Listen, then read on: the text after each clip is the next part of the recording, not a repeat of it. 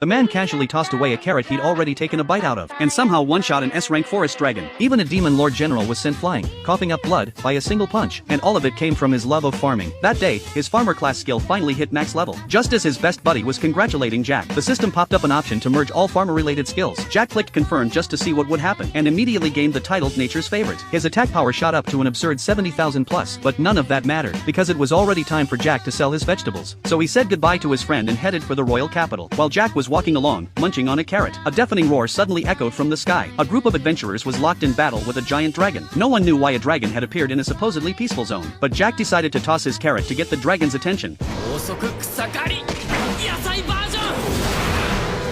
The dragon probably never imagined it would be killed by a carrot, and what made it even more ridiculous was that the carrot came back afterward. The heroes below were completely dumbfounded. Jack himself didn't expect that a small boost in attack power would make him this strong, but Jack stayed perfectly calm, because he was still in a hurry to sell his produce. After he left, the adventurers noticed wagon tracks on the ground. Meanwhile, Jack had already entered the city, but trouble followed almost immediately. Seeing a girl being kidnapped by a middle-aged man, he instinctively moved to help, but with just a light leap, he unknowingly rescued the girl. The man froze for a moment, then quickly threatened him, telling Jack to let the girl go if he didn't want trouble. As he spoke, the man rushed forward, but in the next second, his ambush was effortlessly dodged. Not only that, he got thrown over Jack's shoulder. Completely helpless, he was taken away by the guards. What looked smooth and effortless on the outside actually had Jack panicking inside. It was only then he realized he'd gained a new appraisal skill. The girl thanked Jack repeatedly for saving her, but before they could exchange more than a few words, her savior had already run off. She didn't even know his name. The scene shifted to the marketplace, because Jack had gone there to sell vegetables. If he was any later, he'd miss his delivery window. Thinking about how he still needed to water his fields, he soon found himself back at the city gate, but strangely enough, the guards stopped him. Just as Jack was feeling confused, the girl from earlier stepped forward again, explaining that she was the crown princess of the royal capital. She wanted to invite Jack to work for the royal family, and of course, the pay would be generous. Faced with such an enticing offer, Jack rejected it without even thinking. All he wanted was to go home and farm. The princess immediately understood. If Jack was willing to join the palace, she would grant him 10,000 square meters of farmland. That finally made Jack hesitate. Why was the princess so eager to recruit him?